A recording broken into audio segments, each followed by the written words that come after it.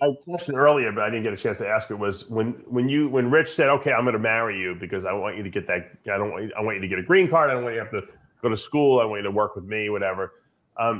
What did Jane think about that whole thing when she found out you guys were getting married? She obviously thought it was a horrible idea. Was she shocked? Was she surprised? Had he told her first or no? No, we had discussed it, and she was just, I mean, basically like a punch in the face for her, you know.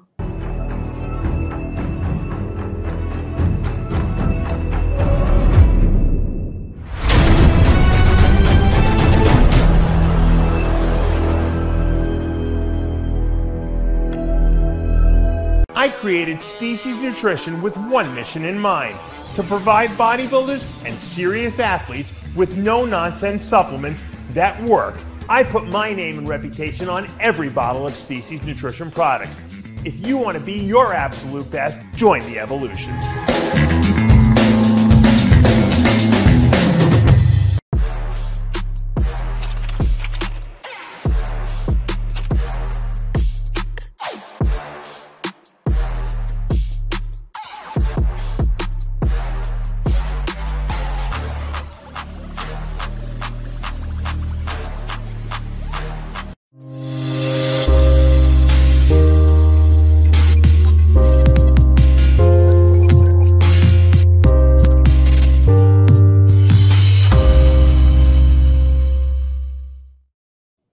Welcome back to another exciting episode of Iron Therapy. I'm Dave Palumbo, joined by our RX Muscle staff psychotherapist, Lesley Timbol.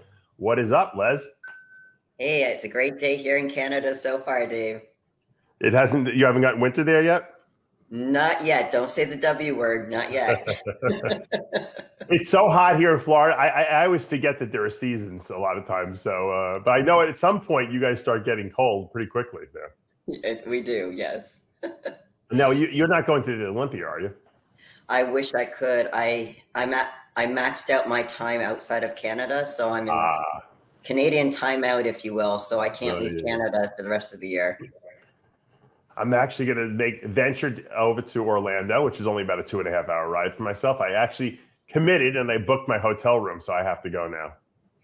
I would love to go. So next year, whether it's in Orlando or it's in Vegas or wherever it is, I definitely want to be there. I haven't been to a show in a long time. Ever since COVID hit, I kind of stopped going to shows, and it's been crazy. So this is going to be my first venture to a bodybuilding show in person. I might shock a lot of people actually being there. I don't think anyone believes I'm actually going. So, and this is going to be a really good one. But, that's one of the motivations for going. I really wanted to see this one in person. It's one thing to watch. The live streams are great. Don't get me wrong, because you could tell a lot. And you probably, a lot of times for most people, you get a better view from the live stream than you would in person, because unless you're sitting in the front, which is where I'm going to be, with the press seats, you're not going to really get to see people with the greatest detail. But when you're in that front couple rows and you can actually see what guys look like in person, a lot of times it changes the perspective of what's going on at the show. So I think I owe it to our audience to actually show up at this show and actually be able to watch it and enjoy myself. Luckily I have our whole staff going, so I won't have to do normally I would do the duties of 10 people, but I don't have to do that. So anyway, so one of these years Sid will actually be the MC. That would be really cool. Yeah, I know. Well, Sid is doing announcing. He's just not. Bob's the MC, but I think Sid is doing the announcing of the names of at the press conference and all that stuff. So that should be fun. And Sid is actually he's going to be in Dubai too in November for the Dubai Muscle Expo they got there. So and he's going to be interviewing Chris Bumstead and all those guys on the stage. I used to do that. I did that a couple of years ago, but I actually looked at my passport the other day, and this tells you how pathetic my travel schedule has been. My passport expired, and I didn't even know it expired. So I have to actually renew it. So if I ever want to go anyplace, I have to renew the passport. And I don't even know what the process is. And I used to always have the passport. I had passports and visas, and because I was traveling every weekend. But anyway, a couple of weeks ago on After Hours, we had Sara Piana, Rich Piana's ex-wife. And it was a very popular show, and there was a lot of information that she told us that we didn't know about. And you had reached out to me and said, "Hey, Dave, we should really get Sara on this show so she can talk about a lot of what she had to go through, you know, and you know, the fact that her name was smeared in the public eye and all the stuff that happened. So I gave you her contact. You contacted her, and you had a great conversation, and she agreed to come on. And I think that in this format, you know, without a million guys screaming, you know, at the same time like we usually have on After Hours, I think we can really get some really important information out today. Agreed. So without further ado, let's bring Sara in. What's up, stranger? Hi. Hey, Sara. We got to stop meeting like this. Yeah, I know, right? All right. Well, talk to me about what the feedback you received after doing the After Hours show 2 weeks ago. I actually got great feedback. I was really happy about it. A lot of people reached out and just said such positive messages, and it really made me happy. And I was glad to be able to, you know, solve this with Greg, and he sent me a beautiful message afterwards. And then Mac Truck did a video apologizing, and I was like, it really touched my heart. And I reached out to him, and you know, everything is good now, and it's just. It just went awesome. I'm really happy about it. So it went really, really well. And a lot of people were like, "Oh my God, how could you handle being with a whack pack?" And I actually had a great time. I thought it was awesome. Yeah, she held her own, Leslie, very well. Like, almost as good as you did, Leslie, when you were on. Now, I want to say one thing. I think what I took away from that interview, and one of the most, you know, things that I didn't know, and I think that a lot of people's eyes got open to, was the fact that those terrible videos of Rich that were released were not released by you. And I think a lot of people didn't know that. Most people thought you released them because you were mad and you were trying to get revenge. And when you revealed on the air that you didn't, that your phone was hacked, or that someone got a hold of those things and that someone else released them, that really changed a lot of people's perspective about you. Yeah, absolutely. So you want to Leslie, why don't you kind of lead, because you spoke to Sara. Let's take this in the direction that you would take it as a therapist, and let's start from that perspective. So basically, Sara, when you first got the feedback or saw the feedback online, when people were accusing you, what were some of the things they were accusing you of? What were some of the lashback, if you will, from that? You're talking about initially when it first happened? Initially, yeah. What was kind of the experience that you went through when you first saw everyone's response? Well, obviously, people just started saying that I was using him for a green card, and that I was a gold digger, and just awful things. And that's basically the first things that people started saying. And it was obviously horrible to have to experience that. And because the conversation between me and Rich, you know, when we parted ways, you know, I even was driving away from California, and he even sent me a message saying that, you know, he wanted to fix this, you know, he wanted to start seeing a counselor and just really wanted this to work. But I was just like, you know, I truly have to get my shit together and just do it on my own. And and he even sent me a message. I have all these messages still. He even wanted me to keep my piano name. So yeah, so regarding everything, everything that people said and everything, it truly took a toll. And it's been years and years of hate and slander and you know, death threats and etc. Just so much. Crazy. Death threats. Holy mackerel. You know what I find ironic about the whole thing? You wanted a green card so bad that after you broke up, you went back to Iceland. Right. You're not even using the green card. That's the funny thing. And I have paperwork and everything to prove the communication between me and my attorney that, you know, when I decided to leave in 2020, I turned my green card in because I didn't want to deal with it anymore. I wanted to leave. And so no one kicked me out of the country or anything like that. Like, I chose to leave. And if I truly wanted a green card all along, and that was my agenda, I mean, wouldn't I still be living there, and wouldn't I still be having the green card and everything? You're not even here. So, I mean, please. I know, right? You went through all that work for nothing, right? Yeah. Exactly. So silly. What was what the you most went hurtful? through? Sorry, go ahead. Okay. Dave. Yeah, I was gonna say, what was the most hurtful thing during the whole process? I mean, aside from obviously the breakup, obviously the breakup itself, I know is, you know, you don't marry someone unless you know, obviously you loved Rich and Rich loved you. But aside from the actual breakup itself, what was the most hurtful thing in the whole process that you had to go through? I guess just that my reputation was ruined online. All these horrific things said about me. And I mean, it truly was this one person that started this whole thing. And she had an agenda from the beginning. So I would say, Who was that person? Jane. Explain who Jane is. Jane is Rich's ex-wife, and was working with 5% and everything, and basically his personal assistant and, you know, person that did everything, had her fingers and everything from the day I got there. So business partner, you know, I don't really know. I mean, she's just, yeah, she was his right hand basically and everything. So I don't know. I felt why was he still involved with her on a business level? Do you think, if you had to speculate, unless you know for a fact, did she have anything over him? Did he feel like indebted to her because they were married? I mean, what was the reason that he kept her around? Most normal people don't have relationships, especially business relationships, with their ex-wives, unless there's, you know, unless they have kids together or something like that. But they didn't have anything tying them together or anything like that. Yeah.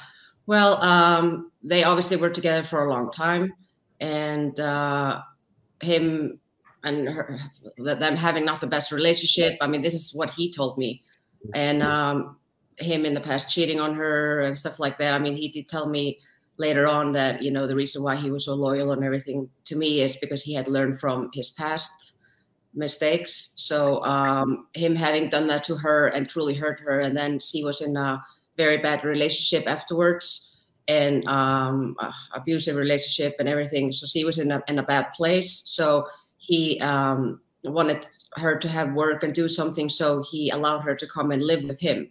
So she was living at the house when I moved in. Holy mackerel. No wonder why she hated you. Yeah. Leslie, talk to me about this. How, you know, is that it sounds like a terrible, terrible situation to set yourself up. Why would Rich put himself in that circumstance, you think? So if you want to look at something that's, I hate to use the word logical because it's not, but if you want to try to make sense about why, to answer your question, Dave, why Rich would still have her employed when they've been divorced. Yes, there's a history there, and she's been in the books. But I think, you know, from what I was understanding when I spoke with Sara before, is that Rich had a lot of responsibilities, but as far as kind of like the back end stuff, she would hand Sara, sorry, what's her name? Jane. Jane did a lot of that back end stuff. She kind of took care of that stuff, and he just did his thing. So I think, you know, without having someone to replace Jane, and Jane did not want to let go, she wanted to kind of have that connection, and that was her way of doing it. And if anything, from what I understand, you know, it's almost like this might sound a little odd because Rich was such a big guy, but she was a bully. Yeah. And there's a lot of manipulation that goes in with bullies. And as far as, it's almost a way of taking someone's brain and scrambling it a little bit. So there's you know, it's convincing them of certain things when you repeat it over and over again. So in other words, brainwashing. I think she brainwashed Rich to believe certain things about certain people or the way things should be done. And he just went through it. He didn't, you know, he didn't have I don't know if it was the energy, the strength, the focus, because his focus was on so many other different things. So, you know, Sara was put in a very, what I'll call an impossible position, you know. Yeah, especially with her living in the house, right? Yeah. Mm-hmm. Wow. Did she continue to live there, Sara, the whole time you guys were married? She lived there for some time until he wanted her to go to Florida and take care of the business from there. Was she mad when he said that, or no? Well, I mean, yeah, not really mad, but I don't think she truly wanted to leave, but she had to. Right. I mean, they did fight a lot, and sometimes I was like, oh my God, they're like brother and sister. But the crazy thing is that when I moved in, I was told that she was his personal assistant. That's it. I was never told that she was his ex-wife. So when I would go, Rich took me to get my eyebrows microbladed, and the lady who did it, she's the one that said it. And I was like, what? I was like, is Jane your ex-wife? I was like, hold on. So I was like, it was like a slap in the face. And because they were acting like brother and sister, so I never thought anything of it. You know what I mean? So crazy. Situation to find yourself in, especially once you find that out, because then that probably explains a lot of the tension that was in the house, I'm sure. Right, absolutely. Leslie, I know you would never suggest those living arrangements. Once, if you find yourself in an arrangement like that, I mean, if she would have come to you, if Sara would have come to you and said, Leslie, I need help. I just found out, my husband, who I love dearly, is living in a house with me and his ex-wife, and I just found out, what would you tell her? I mean, as her therapist at that point? Well, first thing is bring it to his attention to say, I went to get some microblading done, and you would not believe what the lady told me. Repeat it and just let it sit and see what he would say. Yeah, he was there with me. Oh, he was even there. What was his response? He was just like, oh shit, she said something she wasn't supposed to say. And I was like a big question mark. Right. That even if you didn't find out then, Jane at some point would have probably thrown it in your face and told you. I believe that. Absolutely. Because her name, was Jane Worthman. She didn't have a piano name. So that didn't come to light until later on. Right. So did you ever confront her or talk to her about that at all? About the fact that, she was his ex and why she was there or anything like that? Well, I was just shocked that, they wouldn't tell me. I'm a very understanding person. So, just be. And Rich is pretty honest about most things, right? I mean, he doesn't look like the kind of guy that lies about very much. No. So it was really a shock. So it was just, I thought it was weird that they wouldn't tell me.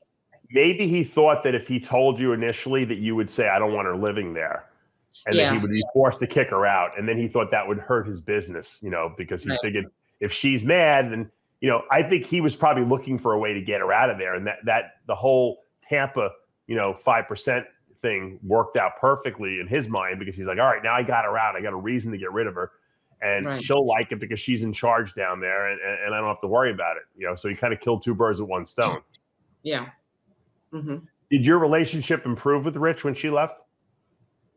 Yeah, I would say so, because, she was, there, had a room and everything. And it was just, I don't know, after obviously I heard the news, I was just like, it was a little bit awkward, but it was, I mean, I didn't see anything except like a brother-sister relationship, because they had obviously been together for so long. So it truly didn't bother me at all. But it did, it was nice having the house to ourselves and just have some privacy, for sure.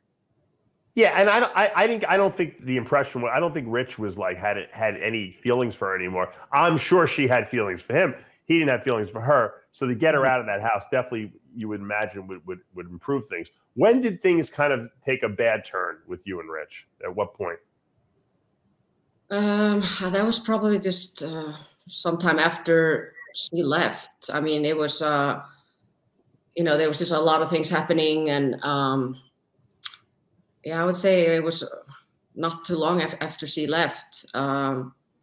She had definitely been planting seeds and everything, slowly but surely, even though, she acted like she liked me and everything. So it just started going, further down. Also, the more drug use was going on. So obviously, when people are doing drugs, you're just not in the right state of mind, and you turn into a different person, really. So there was a lot of unnecessary arguments and paranoia and, frustration, and just, I mean, that's very normal when people aren't in the right state of mind. So Do you think that Jane was talking to Rich on a regular basis and trying to poison your relationship with him?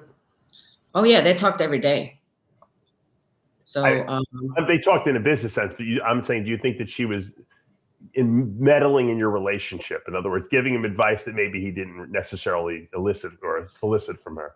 Oh, 100%. I mean, just after everything that has transpired and everything that has happened, it's very obvious that she has been saying a lot of stuff behind my back during that time. So, Lesley, what do? You know, if you're in a relationship with someone and they have this business relationship with their ex, and you know that their ex is starting to, you know, throw the monkey wrench or try to sabotage. I mean, what's the answer to that? I mean, I would have had a conversation with Rich saying you got to make a decision and you got to replace Jane as soon as possible, because when you have that tie with the business, regardless of how good she is, and she might, I'm not saying she was sabotaging the business, but even if she had the best interests at heart when it comes to the business, she was interfering. She crossed boundaries. When you cross those boundaries, you give them a chance after talking to, and then if they cross that boundary, they're gone. Now, Sarah, wasn't the problem that Jane had ownership of the business? Yeah. Mm-hmm. He moved it over to her name. Most likely because she had been poisoning his mind that I was gonna, you know, so she can't take it, you know, she's probably after your money and this and that. So I'm pretty, she had a lot of influence over him. So wow. I mean, did you know that he did that while you were in the relationship, or did you find out afterwards? Yes, I knew that. And did you find that bothersome? Like, did you ask him, hey, why are you doing this?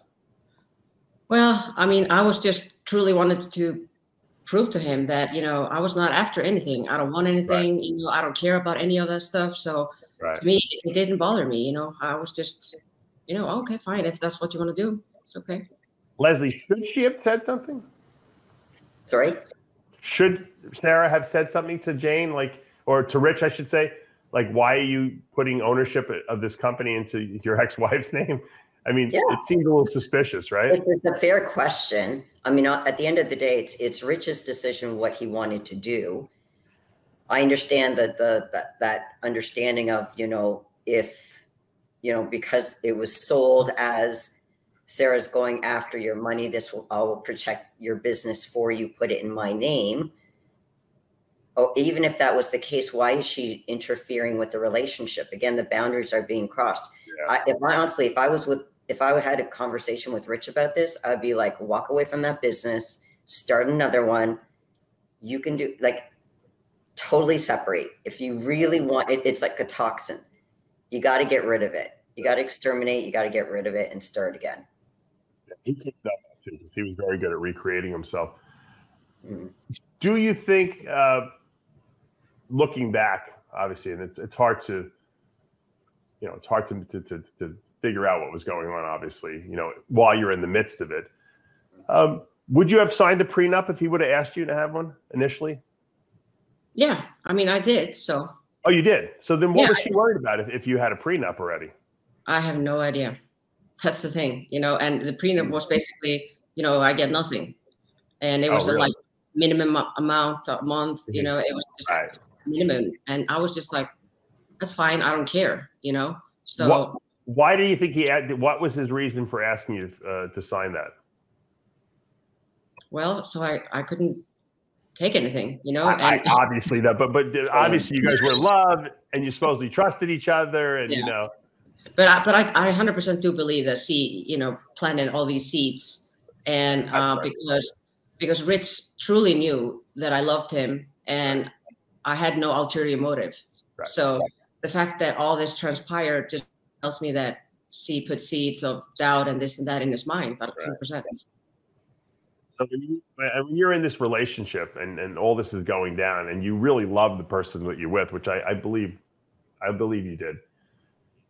I mean, how does it make you feel? I mean, you had to be very unhappy, you know, not because you were unhappy with Rich, but with the circumstances around the marriage, right? Oh, it was awful. It was very difficult. And it was like always something thrown at me. And like I kept needing to prove myself. and because there was always some doubt. So I just did everything in my power to show, hey, you know, I'm not after this. You know, I'm here because I love you. And, you know, I even initially, you know, because I was in school when I met Rich. So, and I wanted to continue being in school in California, but he wanted me by his side at all times and wanted me to help with his company. So I was like, okay, well, but I'm here in school and have been in school since I came here. And that's how I am here on my visa, student visa. And then, you know, I said, really the only option is to get married. And I mean, that's too soon. So I just want to continue on with my school because I really want to finish it. So he had some time to think about it. Then he was like, okay, let's just get married, have a huge event at the Olympia. It's going to benefit the company. You know, it's going to be a huge profit and it's just going to be a whole thing. And I was just like, and me loving him with all my heart, you know, and I was just like, wanted to be with him, wanted to have kids with him and everything. I was like, okay, you know, so that's how that went. So it's just really shitty, you know, how it all went, and me being painted out to be some villain. Yeah. And by Jane, you know, I was even going before this, we met up here, and I was going through some paperwork and all kind of stuff where I even have it here on my phone with all the slander and everything that Jane posted, and, you know, the petition that she made says here, stand with Deborah Jane Piana. Stop Sara Piana from stealing the late Rich Piana's wealth and property. Oh. Seriously? Like, and she posted this on her Facebook page. Like, that's pretty much. What's that posted? Huh? When was that posted? This was posted. Like right after he passed? Yeah, let's see here. It just says here September 19th, but let's see. I don't really see any date. This is just a screenshot from Facebook. It was a while. It was right after he died, right? Yeah. So like the petition and everything was in 2017. So. And the reality of the situation was, and you could tell us, I think you got nothing, right? Huh? You got nothing, right? No, nothing. And even though I would, you know, there was something to, you know, to take or whatever, I would have been like, no, I want this to go to his family. And I've told this to Christine before. You know, I said, you know, however everything goes, you know, Christine I versus mom, to his family. So because they deserve it. And I don't think Christine got anything, did she? No, nothing. The only thing she got is personal belongings that I gave her. Yeah, that was just kind of sad because his mom should have gotten half of at least what was, you know, was Rich's. I think the father got his car, right, or something like that. Yeah. Did Jane give the father the car? Yeah. Yeah. Didn't Jane actually try to get your marriage annulled? Yes. Oh my God. You actually have the paperwork, right, Dave? I sent it to you. Yeah, I think so. Yeah. Mm-hmm. Yeah. So, so Jane, obviously this has been a talk online for some time, you know, oh, I was annulled, this and that. They weren't married when he passed. So me knowing Rich and how everything was, you know, at home and everything. And just like Lesley said, she was taking care of everything, all the paperwork. She had access to his bank accounts, you know, email, everything. Like she did all the back work, you know, and he didn't even open his mail. Like she did everything. And me seeing how she worked and everything she did for him, and him doing none of that because he was just focusing on the YouTube, you know, everything regarding, you know, the products and just the outside of it. Me knowing all this information and seeing it, you know, all of a sudden, you know, I get this paperwork that, you know, it's been annulled, the marriage on because I was after his money, you know, or the green card. And it was, you know, it was not done on the right, what's the word for it? It sounds like she was impeached, like she's the president. Yeah. So basically, you know, because Jane so impeached. wasn't done on, like I was not being truthful. I was just after the money. It was the green card thing and everything. So she, somehow got it annulled. And I know this because the wording and, the signature and everything. And I just know after the conversation and everything that me and Rich had afterwards that, there was not going to be anything like that, and he wasn't nasty like that. He would never got it annulled and stuff like that. And especially on those grounds that said the annulment. So I know that he would do, Was the annulment fake? It wasn't real then, is what you're saying? No, it was real. And and me just knowing that she was behind this and everything. So I got an attorney, and my attorney got this overturned. And that's the paperwork that you have, And I did that because I knew that she was behind this, not him. So I was like, you are not going to do this to me just because you are scared of that you are not going to get this and that. And because it's just being nasty, plain and simple. And so I got it overturned. So even after his passing and everything, I was contacted by, investigator and everything about signing medical release forms as Rich's next of kin. And I wouldn't be getting that request if I wasn't his next of kin. So on the death certificate and everything, she wrote that she is next of kin and that he was divorced. Well, that's not true. So a lot of shady stuff. So that kind of gives you the proof that she was obviously manipulating things behind the scenes right there. Oh, 100%. And just by everything she posted and her sending out email to everyone on 5% asking people to pick a side, that they have to block me or unfollow me, and if they can't like my posts or anything, that they have to pick a side. I mean, who does that? I mean, it's like she's had it out for me from the beginning, and it's just heartbreaking. My question earlier, but I didn't get a chance to ask it, was when Rich said, "Okay, I'm going to marry you because I want you to get that. I want you to get a green card. I don't want you to have to go to school. I want you to work with me, whatever." What did Jane think about that whole thing when she found out you guys were getting married? She obviously thought it was a horrible idea. I mean, did she say that to your face, or did she say? No, I could just feel the energy and facial expression, body language. I could see this. Was she shocked? Was she surprised? Had he told her first or no? No, we had discussed it, and she was just, I mean, basically like a punch in the face for her, Imagine it probably was, because obviously she didn't think that would ever happen. Mm-hmm. I think that's probably what turned up the heat, so to speak, on her side after that, because she was probably fuming over that. I have to imagine. Oh, absolutely. I mean, dealing with Jane is its own trauma, if you will, but the trauma continued after Rich's passing with with the video and all that stuff.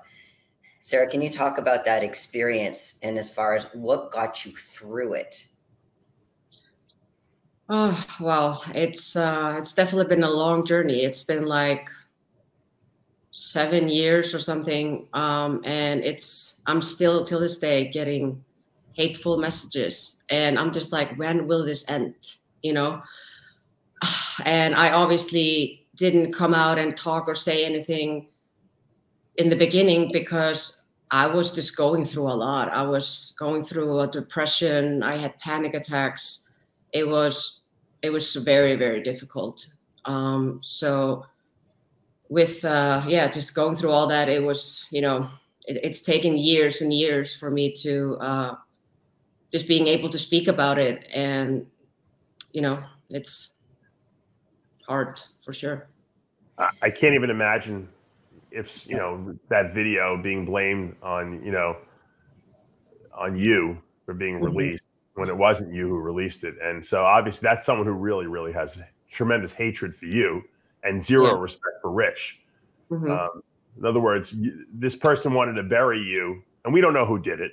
I mean, you can speculate who did it, obviously, but we don't really know who did it. I mean, so we can't put a name on it, but whoever did it obviously had tremendous, tremendous hatred for you.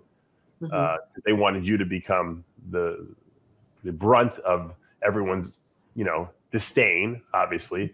And they obviously didn't care about the memory of Rich Piana to release that. So it was disrespect all the way around. And it's a terrible thing. And I'm imagining, you know, and I'm not a psychologist by any means, but I imagine, Lesley, that you would probably tell her the same thing, that this is not her fault and that she shouldn't blame herself. And it's really just a testament to how disgusting, you know, someone could actually have such hatred for her and such disrespect for Rich. I agree with you, but in the moment, David, it gets a little tricky, because sometimes when the pain becomes so strongly, because here Sarah's trying to cope with losing Rich, dealing with all this other drama on top of that, that's a tremendous amount of emotional pain. And it's not to say you shouldn't deal with the pain, but sometimes the pain becomes so much, it's so overwhelming, you actually have to mask it just to get through the day. And let me ask you this question. I don't mean to interrupt you, Les, but I want to ask Jay, how come you didn't, Sarah, how come you didn't contact YouTube immediately and have that removed? Well, I did, and a lot of my family and everything have tried everything to get it removed. I have no idea why it's still up. So they remove the dumbest things on YouTube all the time, and that thing is obviously terrible. And you can tell people that someone hacked my phone or whatever the case may be. You would think YouTube would remove it. Yeah, I know. I mean, I've tried. I don't know if I have to get an attorney to do it or what. You shouldn't have to. You should just be able to say that was something that was on my private phone. Someone hacked it, put it up without my authority. And now, you know, first of all, it's disgusting. Secondly, it should never have been done. The person's not alive anymore. And I want it removed. I mean, right? I mean, Lesley, I mean, it seems pretty straightforward, right? It does. It seems a little fishy to me. But I know YouTube is weird. You know, like I said, they'll remove the stupidest things. You know, you can't say anything about Nick Trigili on YouTube, or they'll demonetize you. But you can put up something like that, a disgusting video like that. It just doesn't make sense to me. No, it makes no sense. I mean, I've tried so much to try to have it all removed, but I mean, I don't know what else to do. I mean, maybe I need to try again. I tried for years to get it removed. It's horrible to have stuff like that online, and just the fact that it would be shown to anybody, it was just heartbreaking, you know? Yeah. And it was, you know, unfortunately, it was never meant for that. That's why I always tell people, like, girls and guys send out like these nude pictures to each other. Oh, we're so in love, and I'm going to send this guy a picture of my boobs, and this guy's going to send his penis pictures to people. I'm like, once it's out there, it's out there. I said, it will come back, and it will embarrass the crap out of you at some point in your life. I said, don't send stuff or don't do stuff that you don't want coming back to you. But you know that, I mean, unfortunately, you know, people are disgusting. There's people that like to start trouble, and they like to dig for, and someone dug deep on you, obviously, to try to get the incriminating stuff. And someone wanted to make you look like a bad person that badly that they were able to hack your phone and get that video. That's pretty disgusting, if you ask me. Yeah, it's beyond disgusting. Like, you know, I still can't wrap my head around, like, why would I post anything like that? It makes Rich look horrible, and me. Like, seriously? You know what the truth is? Rich had already passed, right? At that point, wasn't Rich already gone? Yeah. So what was the purpose of that? There was no purpose to that. I mean, ostensibly, you guys don't have any relationship anymore. You know, there's nothing there. All it could do is tarnish his memory. There's no reason for that. No, I still to this day don't understand any of it. So it's mind-boggling for sure. Yeah. The motive is definitely based on emotion, some type of anger, you know, resentment. It's not about logic. It's totally about emotion. Yeah. Moving forward, you know, after the relationship with Rich, after Rich passes, what are we, 6 years later now at this point? I think, right? Is it 6 years yet? Yeah. Where are you now? What is your life like? I mean, where are you at what's your mental and emotional, you know, space that you're in now? It's like a night and day difference. I have been sober now for 7 years and just feel amazing. I'm doing the things that I want to do in life, and truly just took control of my life after everything. You know, it was very hard for many years. And so the fact that I'm here, you know, compared to where I was, I'm very thankful. I'm thankful each day when I wake up to be healthy, happy, and be doing the things that I love. So I just couldn't be in a better place mentally. So I'm very thankful. Awesome. That's awesome. And what enabled you to get to that place? I mean, like, what have you experienced? What have you been doing, like, so that enabled you to work through all the crap that you had to deal with to get to, was part of it the fact that you left, you know, the United States and got out of this whole toxic environment and the social media environment, or, you know, or was it something different? So basically, if we start by, you know, after everything, you know, when I was in first in Florida, then in Texas, it was my whole world just crumbled. I was very depressed and had panic attacks, and I was just dealing with a lot. Like when I lived in Texas, I barely went out of the house for 2 years. I was drinking every day, you know, like just self-medicating, and which was not good. And obviously, if there's anything I can tell myself, if I could talk to myself, you know, years back, I would just say that self-medicating is not going to help anything. It's just going to make things worse. It's just going to prolong my healing. And it makes you miserable. I mean, you think it makes you feel better for a little bit, but, you know, it's just going to make you dig a even deeper hole. So having had to deal with all this stuff and all the hate and, you know, death threats and everything, you know, I basically had to look over my shoulder. I was afraid to basically just be jumped or something when I was in Texas. It was very hard. And I had my dog with me always. He was like my security blanket, and I took him with me everywhere. So she did help me a lot for sure. And when I was finally out of that hole and just, you know, I was just like, you know, I truly need to take control of my life, and I can't continue on like this. You know, I had stopped posting on social media because I was just afraid, you know, I was afraid that I would, you know, say the wrong thing or do the wrong thing, you know, because I was being jumped, you know, from every direction. There was nothing I could say or do that was right. Everything was wrong. And it was very, very difficult. You know, crying every day and just feeling worthless. And, you know, there was even a point where I was like, you know, is all this true? You know, because I was just like, am I such a horrible person? And, you know, I was just that far down in the hole because I was just like, you know, it's just horrible. And then, you know, having, you know, I seeked help. I went to see a therapist, which helped a lot, you know, to talk about everything and, you know, get through it. So that was definitely a big help. And then, you know, just talking good to myself, positive talk, and truly just, you know, reminding myself of, you know, all the good things, that I am a good person. I went into this with good intentions and I didn't do anything wrong. So I just, you know, like I said, got my shit together and I stopped drinking and started, because I gained so much weight. I was like 220 pounds. Holy mackerel. That's a lot. What do you weigh now?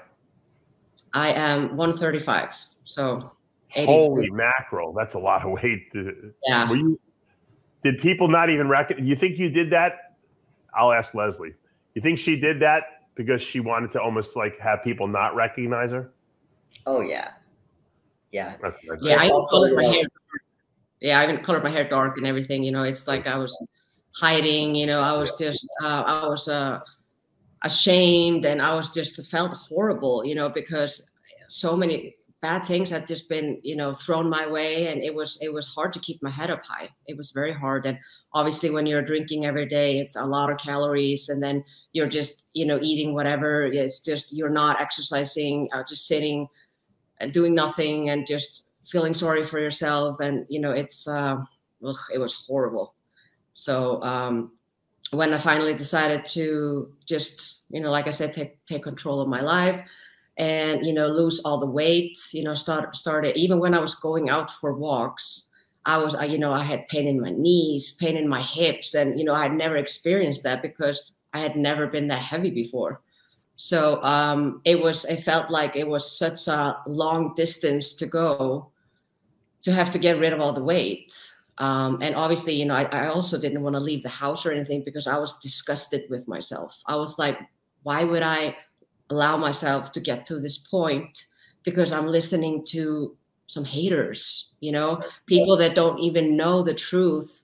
They're just going by whatever is said online. And it was really hard. So, finally taking control of my life and my thoughts, and just, being my positive self that I have always been. Going to see a therapist, and, then finally losing all the weight. I was just determined to get my shit together, So I stopped all that, and just, and that's when I moved to California. So. Are you in California now? No. That's when I moved. I was in Texas, okay. In the relationship then at the point. And obviously, I was not only going through all this hate and losing Rich and the relationship that I thought was going to be forever, and then his passing, my ex at the time, he had a heart attack and everything. So it was like so much. And then me drinking, it was just a total shit show. It was like, there were some days where I was like, you know what? I don't even want to live anymore. It was hard. Imagine. You're lucky that Jane didn't hack your phone again and try to get your fat pictures and do, oh my God, do a before and after picture for 5%, Oh yeah, shit. Gotta laugh. Yeah. You gotta laugh about it. There's got to be some absurdity to this whole situation, right? Oh yeah, absolutely. Now you're in Iceland now. What are you doing for work in Iceland? I am helping people that have different diagnoses. So basically, it's a 24-hour care of patients that have had like strokes or other things happen to them, and and most of them are in a wheelchair, and a lot of them can't even get out of bed. They need help and assist with that. Some can't even eat, some can't speak, so it's basically just taking care of patients. And it's been very rewarding and eye-opening for me to help others like that, because we often forget that we should just be thankful that we can go to the toilet ourselves, or the fact that we can eat or speak, or all the basic things that people just forget about. We need to remind ourselves to be thankful for those things, because they can be taken away at any moment. Yeah, I tell people, I've told the story, but when I had my aorta repair surgery, the first 3 days, you come out of open heart surgery, and you're in like intensive care, and those people who work there are doing everything for you. Basically, there's nothing you can do for yourself at that point for the first 3 days. And I said to these people, I said, look, I got to tell you something. I don't think I can do the job that you're doing. You guys must have something special about you, because the fact that you can be this compassionate, this helping and assisting of another human being, I said, it touches my heart. I got to take my hat off to you, because like I said, I don't think I can do this. And you know what the guy said to me? It was funny, because the guy, I was writing diets for this guy. He wanted to lose weight, and he was used to be an athlete. He said, Dave, he goes, I don't want to take credit for something. He goes, when I first started this job, I didn't think I was going to be able to do it either. He said, but then I started doing it, and all of a sudden I realized, wow, it seemed like I couldn't do it, but now I understand and I get it. And so it's God's work, I'm telling you, because it's a very hard job, because not only is it physically hard, but it's emotionally hard to see these people.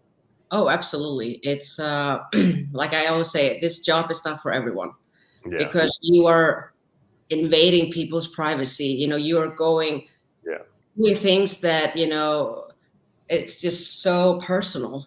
And, you know, like wiping someone after going to the toilet, or changing a diaper, or, you know, doing the catheter, or this or that, you know, like it's so personal. And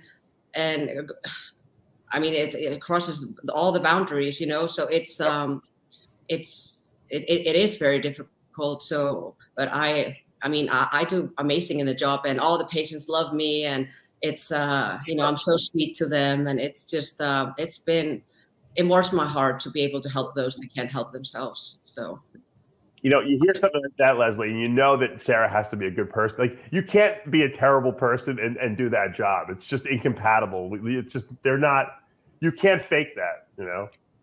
No, and I can read, after having spoken with her initially, you know, the type of person she is. So, I mean, if YouTube wants to keep up that bullshit, that's fine, as long as they keep this one up, because this one's actually the truth. Yeah.